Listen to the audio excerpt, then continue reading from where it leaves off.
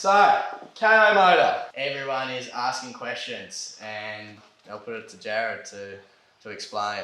Cool. So, if you haven't noticed, Troy's the better rider than me and I'm the technical person. So, basically, we've loaded some tunes in this. We're getting there. That seems to be an issue with the base software that's available at the moment. We've had issues with field weakening, etc. So we're working through that at the moment. It's not there yet. So I'm keen to see where this is in a couple of weeks' time. I think KO are working round the clock to get this sorted. So I can't give you an evaluated opinion of how good I think this is at the moment. It's not, as it stands, it's not close to a EVMX tune with a back 4000 running 12 kilowatt. It's close. It has a lot more, definitely has a lot more torque. You'll notice as well that if you've been watching the channel, I also run a 64 tooth sprocket. Not required with the KO motor at all. Basically, sure it's going to grab the sprocket. So obviously 64 tooth versus 48, you have to go back to a smaller sprocket. It's a completely different motor. Basically, if you understand the kV of motors and how that stuff basically works, so essentially the kV of this is obviously a lot lower. The kV of the standard Sur Ron motor is a lot higher. So basically we've got a lower kV, so we basically can run a lower sprocket. So this has a lot more torque. Yet to evaluate the full performance, we'll take you all the way as we find out. I've got a couple of tunes to load into it now, and in the rain we're just going to test up the driveway and see how we go. And hopefully sure it doesn't fall off again.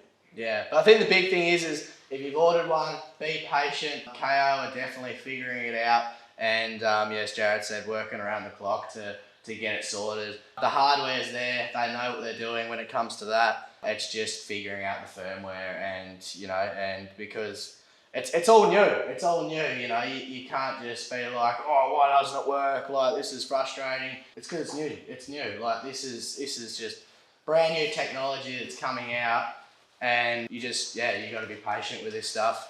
I suppose the other thing to mention too is like KO isn't some small Chinese company. That's they right. are a huge company. So like for them to even take on a project like this with such a small Sur Ron market is a big thing.